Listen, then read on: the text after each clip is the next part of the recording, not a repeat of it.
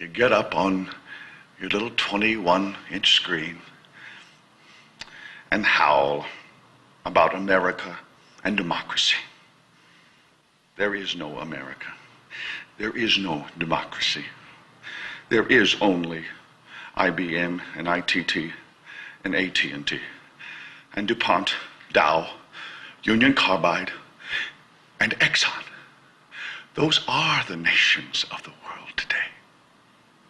What do you think the Russians talk about in their councils of state? Karl Marx? They get out their linear programming charts, statistical decision theories, Minimax solutions, and compute the price-cost probabilities of their transactions and investments, just like we do. We no longer live in a world of nations and ideologies, Mr. Beale. The world is a college of corporations, inexorably determined by the immutable bylaws of business. The world is a business, Mr. Beale.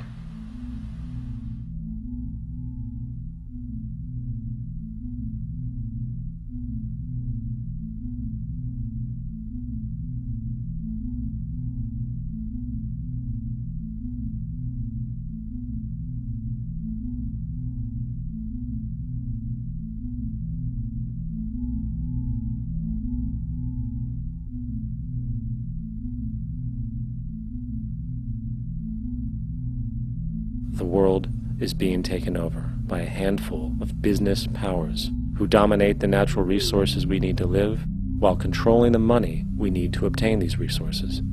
The end result will be world monopoly, based not on human life, but financial and corporate power.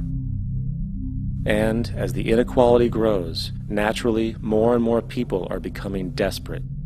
So the establishment was forced to come up with a new way to deal with anyone who challenges the system. So they gave birth to the terrorist. The term terrorist is an empty distinction, designed for any person or group who chooses to challenge the establishment. This isn't to be confused with the fictional Al-Qaeda, which was actually the name of a computer database for the US-supported Mujahideen in the 1980s.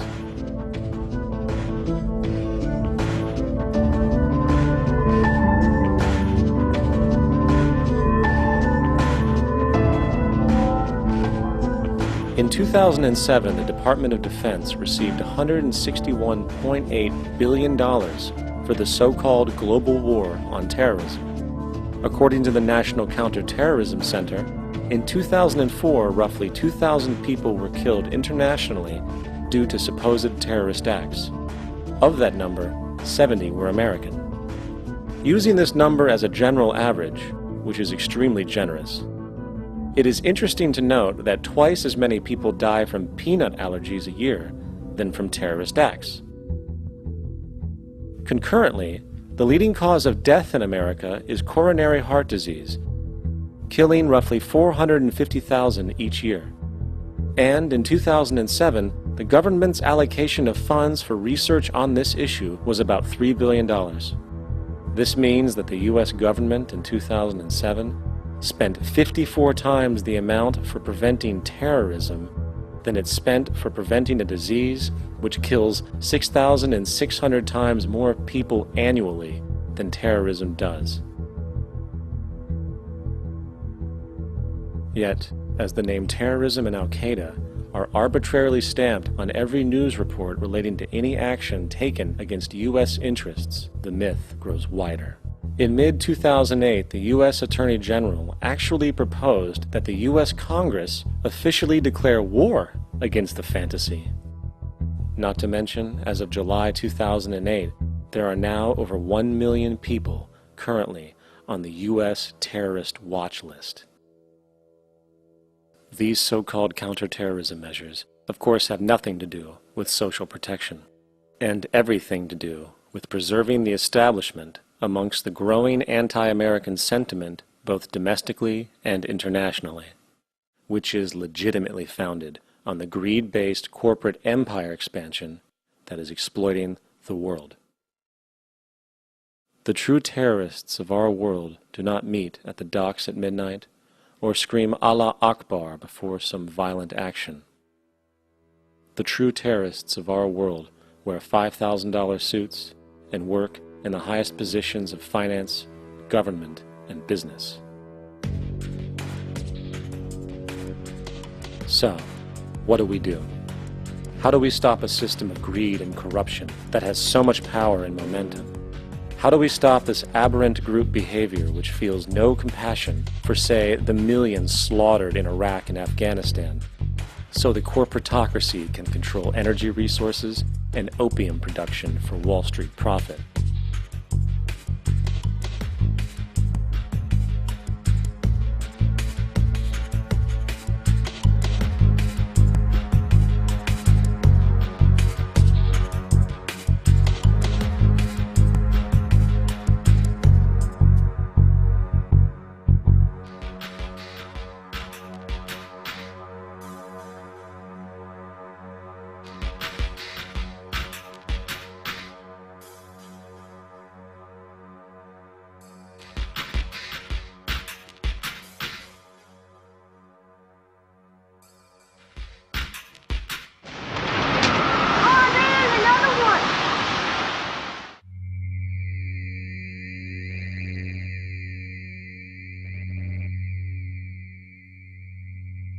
How do we stop a system of greed and corruption that condemns poor populations to sweatshop slavery for the benefit of Madison Avenue? Or that engineers false flag terror attacks for the sake of manipulation? Or that generates built-in modes of social operation which are inherently exploitative? Or that systematically reduces civil liberties and violates human rights in order to protect itself from its own shortcomings? How do we deal with the numerous covert institutions, such as the Council on Foreign Relations, the Trilateral Commission, and the Bilderberg Group, and other undemocratically elected groups which, behind closed doors, collude to control the political, financial, social, and environmental elements of our lives? In order to find the answer, we must first find the true underlying cause. For the fact is, the selfish, corrupt, power, and profit-based groups are not the true source of the problem. They are symptoms.